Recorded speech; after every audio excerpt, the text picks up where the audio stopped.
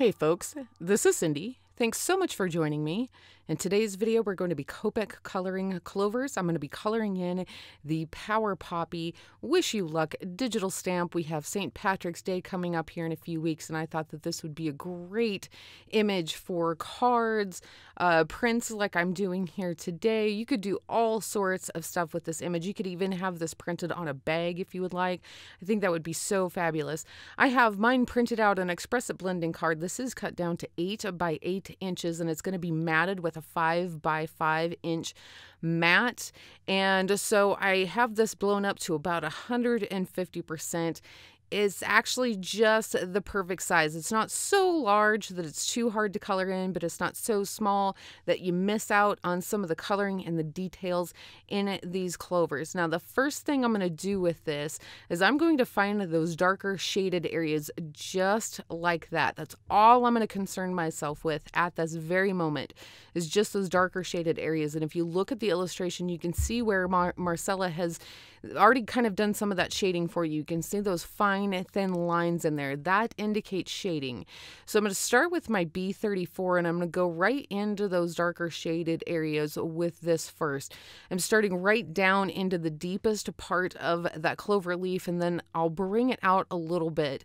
When I have the B34 in there where I want it, then I'm going to come in with the YG17 over the top of it, and I'm going to bring it out just a little bit past that. Now look on this clover here. See where I brought that YG17 out completely to the edge of that one clover leaf, but not on the other side? I'm doing that on purpose because I want to get different variations in my shading here between that YG17 and that B34, and I'm going to continue to do this. This is going to give me some interesting depths and shadows in my coloring without having to bring in a whole bunch of different markers. I'm only going to be using these 3 markers on this entire shamrock project. So anything that needs to be done in green, I'm only going to be using the B34, YG17, and that YG03. Right now, I'm just going to go around this whole entire image, and I'm only going to look for areas that are going to be shaded, like this shamrock next to it. It has a shamrock on top of it, so it's going to have some shade, some shadow that's going to be casted over the top of this bottom shamrock. So I'm going to add the B34 there, bring in my YG17, and then finish this off with my YG03. Now, not all of these darker clovers are going to be finished off with YG03. If I have enough room after going in with the B34 and the YG17, then I add that YG03. If I don't, it's not a big deal. It just means that those shamrocks are being pushed further to the back. So at the end, it's going to make this image look like it has more dimension and movement to it. So I'm moving on to the next one here. You can see that I skipped a clover there. That one doesn't have a whole lot of shade to it. It is pretty much sitting up there on top. So I skipped that one, then I move on to the one next to it. This one has a clover that's hanging over it for the most part, but it also doesn't show the entire clover. So I'm bringing in that B34, going in with that YG17, and then finishing that off with the YG03. Okay, so this one next to it is a part of the same clover that I had just colored. So I just colored the leaf next to it. This is a part of the same clover. It doesn't have a lot of shade to it, but I wanted to make it look like it did. So I'm adding some of that B34 to it anyways, but I'm not adding too terribly much to it. I'm adding just enough that it's going to make this look like the leaf itself is curled back just a wee bit more. Okay, so at this point, I'm looking for just these areas with the darkest shaded area where I'm going to be adding this B34. I'm just going to work my way around the image. There really isn't a rhyme or reason to it, and I don't kind of go in any specific pattern. I'm just looking for those darker shaded areas. I'm not going to show you every single one of these, folks, because it is the same thing. Again, I'm looking for those darker shaded areas where I need to add that B34, like this one right here. It feels like it's sticking a little bit up to the surface. However, it does have a shamrock close enough to it on the left-hand side and on the right-hand side that really I could push this one back a little bit more with that B34. And then on the left-hand side and on the right-hand side, those are going to stick up a little bit more, and I get more of that dimension and that shading in this area. So between looking for absolutely where a shamrock is underneath something else and it has a lot of shade, and other areas where I can say, okay, I can add some shade here because I'm going to have lighter areas later here, that's all I'm doing. I definitely cut some of this out because I felt like it was going to get to the point where you could only watch me do B34 or YG17 and YG03 so many times before you wanted to start ripping your hair out. This is really simple coloring, folks. I am not doing any specific technique, at least in terms of physical techniques. I mean, you can see that I'm trying to get up on the tip of that marker as much as I possibly can so I can get to those lines nice and clean, nice and thin, especially with that B34 up against the clovers that are next to it. But outside of that, that's about all there is to it. I mean, you can even see right here that that flicking motion was pretty lazy. There was nothing technical about that, to be sure. These clovers are blown up to the point where they're big enough to color in adequately, but they're small enough that they're not going to be terribly noticeable if my flicks aren't that perfect. So I'm not too terribly concerned about that, and I really didn't think that you guys needed to see this over and over and over again. I will show you some other clovers that I do a little bit differently here shortly, but in the meantime, just know that I'll show you a couple more of these and then we're going to move on from there. I have faith that you guys can totally do this on your own. So on this one kind of sticks up a little bit, but I wanted to push this one back up underneath that flower. And I chose to do that because I already knew that I was going to color these flowers white. And I'm saving these flowers for last because I am going to be coloring them white. And we'll talk about that when the time comes. There is something special about that too. But in the meantime, I needed to push that leaf back just a little bit further to make that white flower pop up just a little bit more. And then I had a clover next to that I'm going to color in with the B34, go in with the YG17. And I actually left myself a wee bit of space with that YG03, but I didn't need to. You can definitely look at these and you can tell by the time you're done with your YG17 if you want to just go for the gold to finish coloring it in with the YG17, or if you really want to save yourself a little bit of space and put in that YG03. Most of these, it's not going to make a difference with that YG03. We're going to concentrate much more on that YG03 here shortly, but it's not terribly important right now. I'm honestly only adding that YG03 to these deeper, darker areas because it made sense at the time. But honestly, folks, if you did the same project over and over again 100 times, you would think of different ways that you could do it. And if I were to do this again, I would totally skip the YG03 on those deeper, darker areas, and it still would have been just fine. Now, what I do want you to take note of is look at this right here. So I'm coloring in a clover that's actually underneath one of the flowers. And I want to push this back really far, and I'm going to push it back the furthest with that B34. So I added a lot of it there, and look at me. I left myself a little bit of space, just a tiny amount for that YG03, which I didn't need to do, but at the end of the day, I still made sure that that clover was pushed back pretty far because it's going to have that white flower over the top of it. Now, the majority of my darkest shaded areas are done. So now I'm starting to take a look at these clovers that are sitting closer to the surface of this posy. And I'm going to start playing around with my colors here. Now, in this one, I did most of that B34 on the right-hand side of that leaf. And then I went over the top of it with the YG17. But I also brought that YG17 up to those tiny little illustrated lines that are in the clovers and then finished it off with the YG03. You can see already how one side of that leaf is darker than the other. And I'm going to start doing this on the rest of this posy. I'm going to do it again here. Now this will have a little bit of shade, meaning up to the one, to the clover next to it, because it is up underneath that clover. But again, I'm going to focus on adding this B34 more to one side than I do the other, because I want to make these leaves look like they're bending and moving in their own direction. Not all of these leaves are going to be sitting up in a nice, perfect little arch, you know, facing the sky here. So I'm going to start using these colors to finish rounding out the texture and the movement within them by shading them in a certain way. Now this one here, it's just a short little stumpy guy, so he's going to have quite a bit of shade. I'm going to push him back a little bit further, make him look like he's trying to peek out from around this.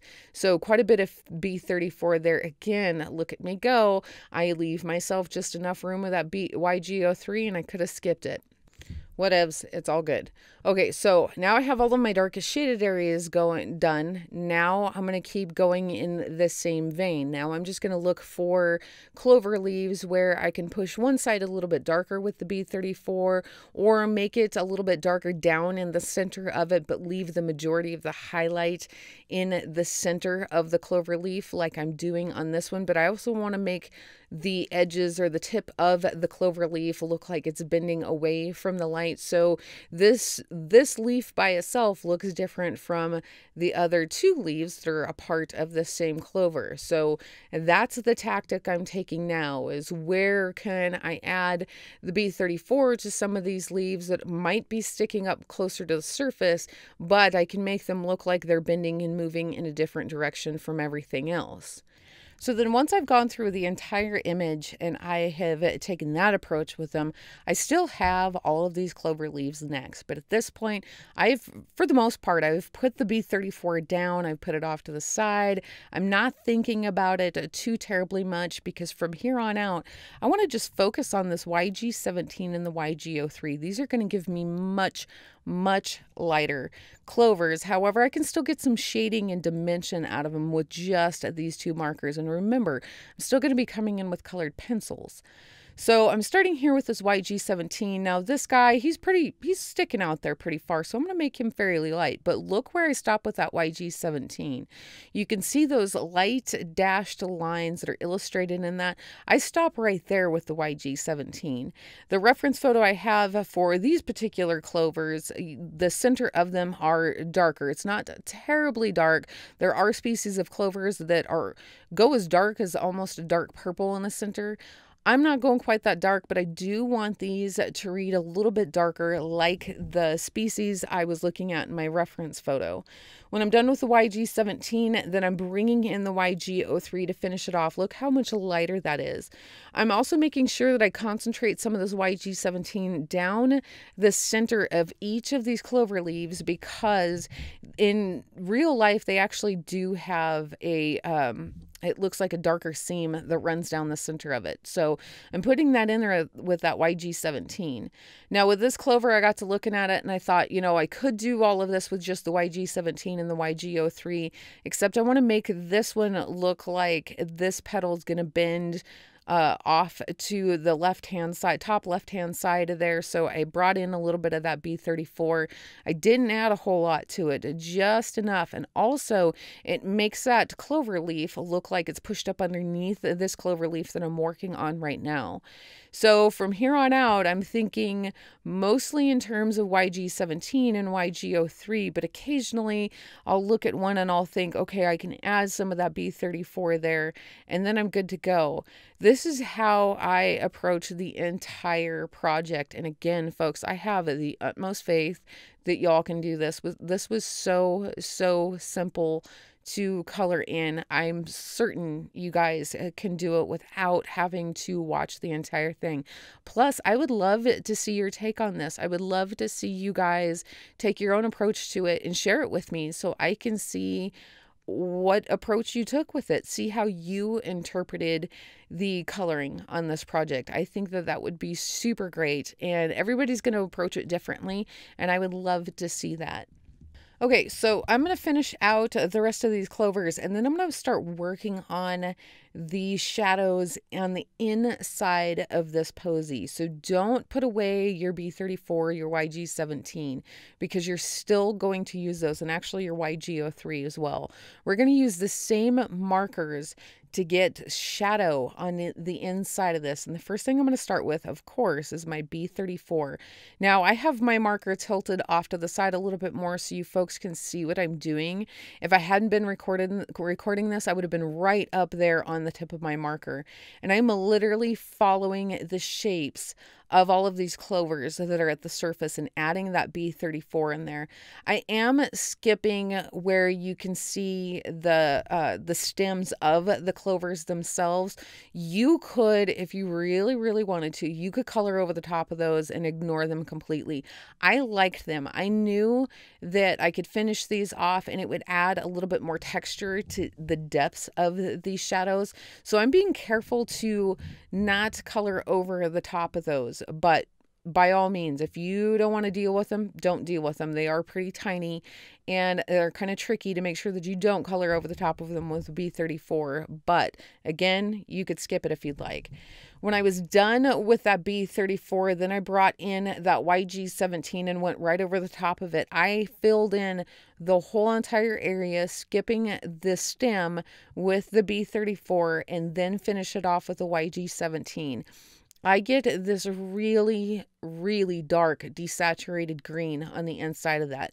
That is absolutely perfect. That's what I want. Those shadows on the inside of this posy, they're not going to be black. They're not going to be a dark gray. Because these are green, it is actually going to have its own green shadow on the inside. It's going to be very muted. It's going to be very desaturated, but it's still going to be green nonetheless. So I did that on the inside of the entire thing. Anywhere that I saw shadows, I did that same process, but look at all of those stems that I still have left. Well, I do want them to stand out just a wee bit. I don't want them to stand out too much, but I do want them to stand out a wee bit, and the rest of it I'll finish off with my colored pencils.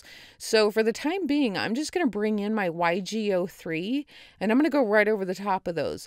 Right now, it might look like it's going to stick out like a sore thumb, but stick with me. You'll see what I do when I go to finish this off with my colored pencils, and it will make much, much more sense. I also need to do the stems on these flowers. I'm going to actually end up bringing in this B34 to add some of the shading here at the base of this flower. And then down one edge of the stems on the other two flowers, I would actually suggest that you just save this part for your colored pencil. You could color that in with the YG03 and then do all of your shading with your colored pencils. They're sharper, they're finer. It's easier to manage that way, and then you're not coloring outside of the lines like I did. However, at the time, I thought I might as well finish these off with my Copics, but I suggest if you do it, just go in with that YG03, color those in, and then you can definitely add that shading with your colored pencils, and then you're good to go. So after I'm done with this, I still have the bottom of the stems of these clovers sticking out to the bottom of this posy here. So I need to color those in. I'm going to color these in with my B34, YG17, and the YG03.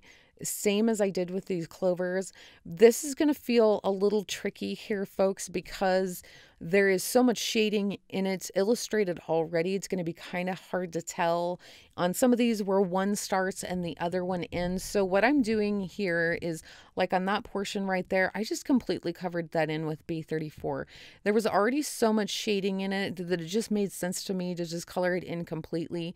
On the other ones, I'm just kind of going up one side there. You can still see that I still have some white space there on that edge. I color in one side of it there. I'm going to bring in some of this B34 up underneath this ribbon. It's going to look like there is a little bit of a shadow being casted from where the ribbon meets these stems a little bit. I'm just kind of winging it here. There's nothing fancy in this at all. You have enough freedom here to just kind of go for the illusion as opposed to a lot of realistic detail. So I'm going to take advantage of that and just kind of roll with it.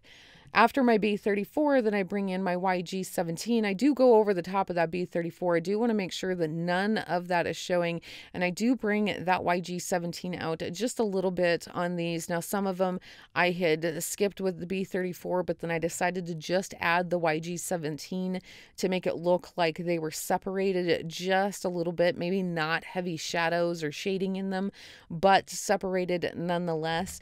And I don't have a lot of white space left up to this point, so I'm just going to finish that off with my YG03 and call it good. It doesn't have to be perfect. You want to get it clean. You definitely don't want your marker all over the place outside of the lines or anything, but it does not have to be perfect. We're just going for the illusion of the shape, not any realistic detail here. It's totally fine. Plus, we're going to come in and clean this up a little bit more when we bring in our colored pencils, and we'll be good to go on that. So I still have those white flowers to color in. However, before I get to that point, I'm going to color in this ribbon because I know that I want the buttons on this to be in white, so I can knock that out at the same time that I'm doing the flowers. So I'm going to get the yellow in the ribbon first. So if I have any cleanup to do on the inside of those buttons, I can do that before I move on to coloring them in white. I am starting with the Y21, and I just drew myself or colored in a fence there running up the one side of this, and then I'm going to start flicking that out. I can see where these lines are illustrated, where there would be more shading there. However, I'm bringing that flicking up from that fence towards the center all the way down the length of this. I'm also making sure I add that Y21 up underneath this clover that is hanging out there. Again, coloring in that fence and then bringing that out. It gets a little tricky right here around these buttons. I just make sure that my flick strokes run just a little bit shorter. They're kind of a little on the stumpy side up and next to that. And then on some of them, I actually use my Smarticles and draw myself a little fence there. And then that helps a bunch. And then when I'm done working up at this, both sides of this, I'm going to turn this around because I need to have a little bit of that shade coming out from next to these buttons. Not a whole lot, but just a little bit. So I'm bringing in that Y21 and I'm making sure I'm going around the edge of that into that white space. So as I finish coloring this in, that's going to be pushed just a little bit darker there, and it's going to make these buttons look like they're sticking up away from this ribbon just a little bit. Now I'm bringing in my Y11. I'm going right over the top of that Y21 and bringing that out just a little bit further. I'm starting to eat up some of that white space here. Now I'm not going to get too crazy with trying to go over the top of that Y21 too much because this Y11 will start eating up that 21. And we're going to be bringing in the Y00 here in just a moment, and that will eat it up that much more. I really need that darkness in there in order to make this look like it is round. That is shaped around this posy of clovers. I'm also going to make sure that I go over the top of this Y21 with the Y11 around those buttons. Now, if I were to do this again, I would actually not do that. I would have just left that Y21. Not a big deal. I end up fixing it with my colored pencils later, but in hindsight, I totally would have skipped that. Now I finished that off with the Y00, and then we're going to call that good. I'm going to start working on these white flowers, but before I bring in my Copic coloring, I'm bringing in a darker yellow Stettler pen, and I'm just tapping this around the edge of the center of these. I'm literally doing these teeny tiny dots just around the centers of these. That's going to push that rounded shape around, along the edges back further, so it's going to look like these tiny little flowers, the centers of them pop up a little bit. When I'm done with that darker yellow, I'm going to bring in a lighter yellow, and I'm going to just do the same thing. I'm going to stipple that on there, and I'm stippling it instead of completely covering it because the stippling gives me a little bit of texture in there. It's not a whole lot, but it's just enough that it adds a teensy weensy bit of interest to these flowers, and it looks kind of groovy. So now I am ready to color in these flowers, and I have two very specific reasons why I left these for last. Number one is I left this for last because if I gotten any green in them beforehand, then I could have pushed it out of there with my colorless blender and it wouldn't have ruined any coloring that I had done on the flowers. Number two, and maybe the most important, is I left these for last because I knew even coming in with the BV20 that doesn't seem that dark, that if I started coloring this in first, it was going to feel so dark and I would have chickened out, and I didn't want that. I wanted these to have plenty of shading but still look like a white flower. And if you don't have any other color reference on your images around something that's white, your brain automatically looks at that shading and it automatically starts screaming at you that it's too dark. And the first thing that you want to do is pull back and go lighter and lighter and lighter. And then the lighter you go, the less shading you get and the less dimension you get. And you don't want that. So saving that for last, I could go in with that BV20, finish that off with the B60, and I knew that I would be good to go. It would not feel dark at all. It would feel like a white shaded flower, and you can see exactly what I'm doing right here on these. Now this is up against a yellow, which isn't quite as dark as that green, so that BV20 looks a wee bit darker. But watch what happens when I bring in that B60 and blend out that BV20. It automatically looks like a white button with some shading on it. It looks like a round shape that's white. Perfect. Mission accomplished. So I did all of the flowers just like I had done that first one and the buttons, and then I'm good to go on all of the Copic coloring. However, before I start bringing in any colored pencils, I am going to add a little bit of a cast shadow to this, and I'm just going to do this. At first I thought I was just going to do this with my B60, so I'm just going to go around pretty much the entire image with the B60. I do want to make sure that I get this in between some of those gaps of those clovers and those flowers there to push that back a little bit darker. There would be some shade in between those areas. I usually start as if my light source is in the top right, even though I don't color with the light source, because that kind of gets the show on the road there. But as I start adding my shadow, I get to the point where I just start adding it where it makes sense to me. So if the shadow gets put in the bottom right, great. If it gets put in the bottom left, super duper. It does not matter to me. Now I started with this B60 and I kind of felt like it wasn't dark enough. This is a pretty substantial piece here, so I could afford to go just a wee bit darker with my cast shadow here. So I do end up bringing in the BV20, and I'm going over the top of everything that I had already done with that B60. I keep that line quite a bit thinner than what I laid my first initial layer of that B60 down with, because I don't want the lines to be too terribly fat, and I don't want to have to work at it blending it out when I come back in with my B60. But that's about all there is to this cast shadow here. Pretty uneventful, nothing terribly spectacular, but it does make a difference on this image. Without this cast shadow, it kind of looks like this posy is just kind of floating out Never Land, and it doesn't look grounded at all. So putting this cast shadow in, it makes it look like it's actually sitting on a surface, and it's a part of something. So it's definitely worth adding to it, but I did not put too much effort into it, and I called it good. So this is where I'm bringing in that BV20, and I just talked to you about that. So I'm going to finish this off like I had just done with my B60, and then we're going to start working with our colored pencils. My girls and I were researching shamrocks and clovers for this project, and we actually ended up going down this rabbit hole of our own Irish descent. And we were doing our research, and we actually found out that St. Patrick wasn't even Irish. He was born British to parents of Roman descent in either Scotland or Wales. Historians aren't sure which. He was kidnapped at the age 16 by pirates and later escaped. Eventually, he made his way to Ireland, and there he was known for teaching the Irish people about the Holy Trinity and Christianity by using the native clover, the shamrock, because it had 3 leaves. At least that's the legend behind the shamrock. St. Patrick was believed to have died on March 17, 461 BC, and the mythology surrounding his life became even more ingrained in the Irish culture. So there is a little bit of St. Patrick's Day trivia for you there, folks, and I'm just going to finish up this cast shadow here. I am going over the top of that BV20 with this B60, and then I'm going to call it good with Copic coloring. We're actually looking pretty good here. Overall, I'm really happy with my Copic work, and then I can get started on my colored pencils.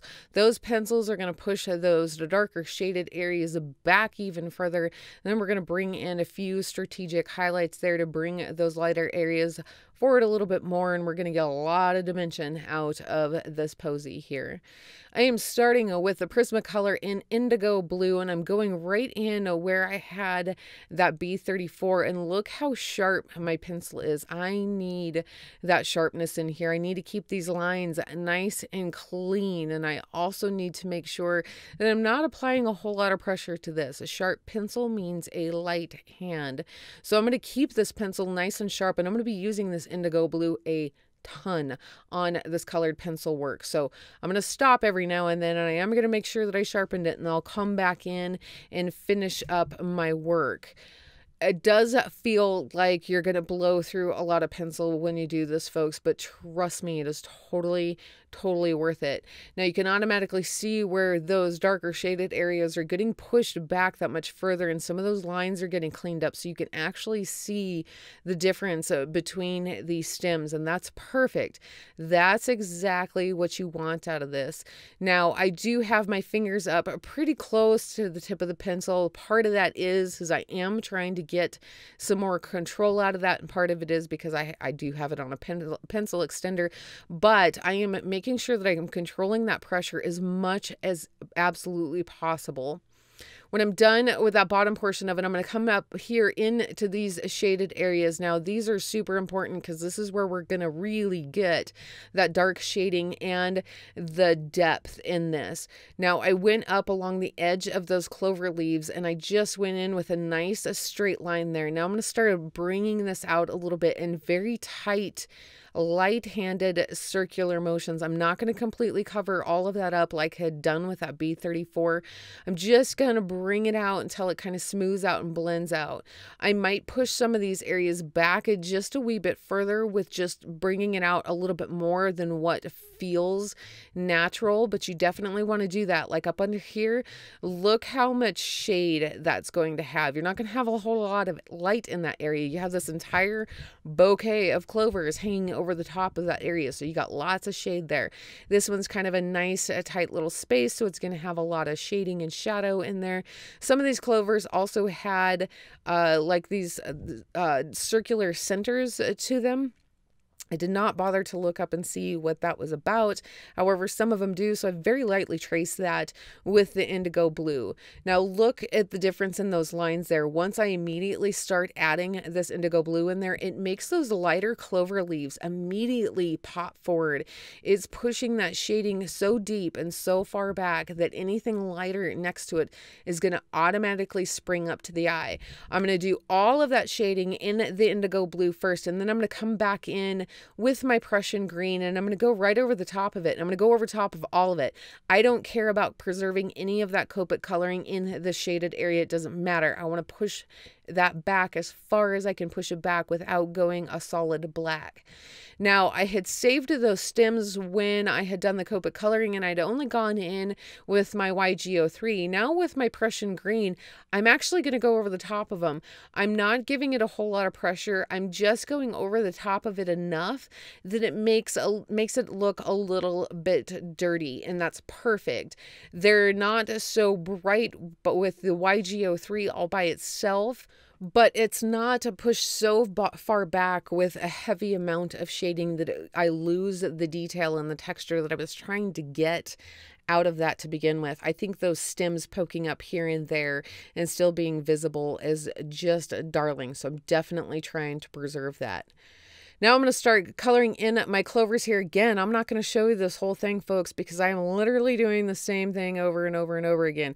In fact, at this point, I am just simply following the Copic work that I had already done. I come into those areas with the B34 with that indigo blue, super sharp pencil, really light hand. You can already see that even without a whole bunch of pressure, look at the depth and the shade I get in that already. I don't need to put a whole lot of effort into it, and it automatically pushes those darker areas further back. That's what I want. And then when I'm done with the indigo blue, I come in with Prussian green, go over the top of that indigo blue, and blend that out just a little bit more as well. Super light hand, folks, and I'm just going to keep doing the same thing until I've completed this whole thing. Now here is where I was talking about with the greenery onto those stems and the stems themselves, the bigger ones that are attached to those flowers. I could have done all of this work with my colored pencils and saved myself a little bit of time. It's fine that I didn't, but this is exactly what I was talking about. You can automatically see that those portions of the flowers take shape. You can see that they get cleaner. The shadows get pushed further back, and that is perfect. Now, I am going to take a few opportunities with my colored pencils that I did not do with my Copic markers, or rather, I did with my Copic markers, and now I'm changing my mind. So some of those areas where I had the YG03 on the smaller portions of these darker clover leaves, I'm actually going to cover those up entirely with either indigo blue or Prussian green. I look at some of those areas and I want to push them back further, so I need to cover up some of that YG03. I am just using my own judgment to do that. Again, this isn't one of those things that I can walk you through every step of it. You definitely need to use your own judgment on it, and everybody's is going to look different, and that's perfect. That's exactly what I want you folks to do with these kind of projects, is do your own thing. Show me what you got. Okay, so I am just going to go around this whole entire project and do the same thing that I did with my Copic markers. At this point, I'm just looking for those areas that I had colored in with B34. I'm going in with that indigo blue. Then I'm coming in with my Prussian green, going over the top of the indigo blue and bringing that out a little bit more. Now, on these clovers that had no no B34, I'm just going to come in with this Prussian green, and I'm going to speed this up here, folks, because this, again, super duper easy. Any area where I saw that I had just the Y17 or YG17, I'm coming in with this Prussian green and I'm going right over the top of it. I'm keeping that pencil sharp at all times, and I'm making sure that I have a light hand at all times. Sometimes I'm going to kind of come out in these tight circular motions. On some of these leaves, I want to come out in these very light flick strokes, like I had done on that previous leaf, like I'm doing right here. I am going to make sure that I build up the majority of this Prussian green up until where I had those lines illustrated in the image, because again, these clovers have that darker center for this species, so I'm going to kind of play that up there. Now, after I'm done with coloring in all of my clovers, I'm going to color in my flowers here. I'm bringing in an indigo blue, and this is, again, it's going to feel super dark, but because we have all of this greenery around us, trust me, it'll work out just fine. And I am with a very sharp pencil on that indigo blue. I'm just going right up into the creases where one petal is overlapping the other and just simply adding a line there to it. That's it. Then I'll come in with the periwinkle and I'll go right over the top of that Copic coloring I had. I don't go past that. I don't need to. I still need to preserve as much of that white space as possible. Now, I showed you that first flower that was still kind of folded up onto itself. It hadn't bloomed yet. I'm going to show you how this one is done because it has bloomed. The other ones are going to be just like it.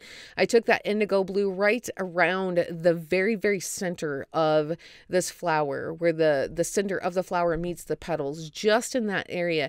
And where the clover overlaps the very edge of the petal itself. I'm not going to bring that out. I'm just adding that line in there just enough to push that just a wee bit farther. Then I'll bring in that periwinkle. I'm going to go right over the top of that indigo blue, bring that out, and then I'm going to call it good. Overall, these were really simple. So now I'm going to start coloring in this ribbon here. I need to get my shade into this ribbon. This right here is going to have a little bit of a cast shadow because it has that clover hanging over the top of it.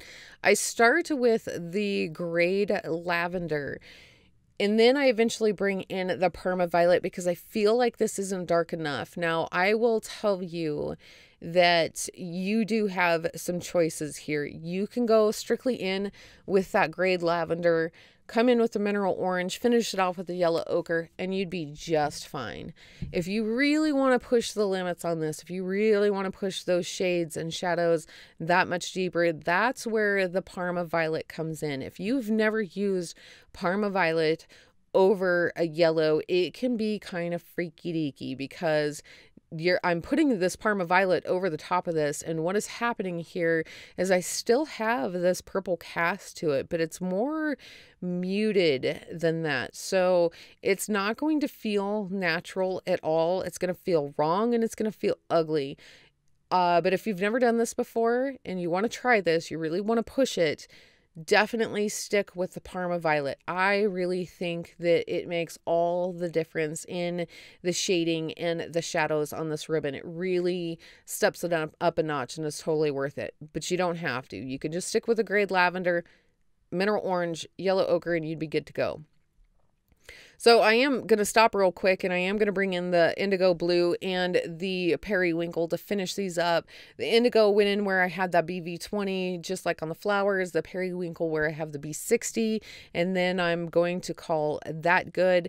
Now this Parma Violet, I want to make sure that I get this right around the very edges of those buttons. That's really going to push that shadow or that shade a little bit further there. I'm going down the sides of these. I'm adding this Parma Violet where I would have had that Y21. I don't want to bring it out any further than that because this is a shade color, folks. I mean, this is going to get you to that darker area. So you definitely don't want to go any further past than what you had with that Y21 there. Now that I have that one side done, I'm going to come over here on the other side and I'm just going to do the same thing here. It might be kind of hard to see here in the video where that Y21 ends. I can actually see it pretty well in real life, so I'm keeping my eye on that. This is the same thing as with all colored pencil work, folks. You want to make sure that you've got a light hand and a very sharp pencil. And you can also see how far back I'm holding this. Even though I'm using a pencil extender, I am holding it up until the point of the pencil extender, because the further back I hold my hand, the less control I have, but also the lighter my pressure is going to be. So I'm going to take advantage of that. I don't need 100% accuracy as far as clean straight lines or anything like that, but I do need to make sure that they're on the light side. When I am done with the Parma Violet, then I'm coming in with the mineral orange. Now, this is where we go from a funky desaturated purple over the top of yellow to a really groovy desaturated orange over the top of the yellow. But this orange at this point is going to start looking like a more shaded version of the yellow. And we're not done yet. We're going to still come in with that yellow ochre, and that's going to give us that illusion that much more. I'm going right over the top of that Parma Violet, and I'm bringing it out just a little bit more into probably most of the Y11 area. Again, a sharp pencil, light hand. I don't have my fingers that close to the lead of that pencil, so I can keep my pressure a little bit lighter. Now, I am trying to make sure that I'm not going screaming willy-nilly, because I do want to keep some of those folds, what's going to look like folds, on the clean side, so I need to keep them a little bit straighter. But overall, I'm not worried about 100% accuracy. I just need to cover up that Parma Violet, bring that out a little bit more, and reinforce those shaded areas. That's it. The rest of this I'm going to finish off with that yellow ochre, and then we're going to have ourselves a rounded shape of a yellow ribbon, and we'll be good to go.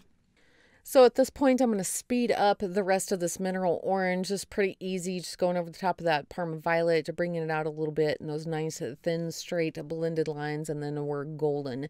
Now here is the yellow ochre, and this is where you really start to see the magic happen on these colors, folks. I have that Parma Violet down, I have the mineral orange down, and now I'm coming in with this yellow ochre, and I'm going over the top of both of them. So I have Parma Violet, mineral orange, and then just mineral orange orange by itself. Then I'm bringing it in the yellow ochre, going over the top of those layers and bringing it out just a little bit. I can still see plenty of that Y00 showing straight down the middle there, and that is perfect. That is my highlight area. And those edges look like they are nice and rounded. They're moving towards the back, and that is perfect. It's not an orange in there. It is a very desaturated yellow at this point, and that is fab. All right, so the last thing I need to do on this project is I'm bringing in a combination of a Derwent white drawing pencil and the Prismacolor white colored pencil. And there are those dashed lines that were illustrated in the image. Well, I'm going over the top of where those would be in like a very heavy zigzag motion, and I'm putting a lot of pressure on this. I want to build this color up because I wanted this white to be visible. The species of shamrock that I was using for a reference actually had these white lines in them, and I loved them. So that is what I'm doing here. I'm using a combination of that Derwent and the Prismacolor. On the Prismacolor, I'm hitting those lighter clovers. With the darker clovers, I'm going in with the Derwent, and it's perfect between the two of them. I get the right amount of variations in shade on those. Plus, it finishes them off perfectly. And I have completely forgotten how to speak properly. So that is it, folks. We are done. We are good to go. I have links down in the description below, as well as in today's post on Patreon. Remember, there is a PDF available with a detailed supply list, so do be sure to check that out. I hope you enjoyed my project today. If you did, hit that like button here on YouTube as well as on Patreon. Also be sure to leave me a comment because I love to hear from you. Thanks again so much for joining me. Until next time.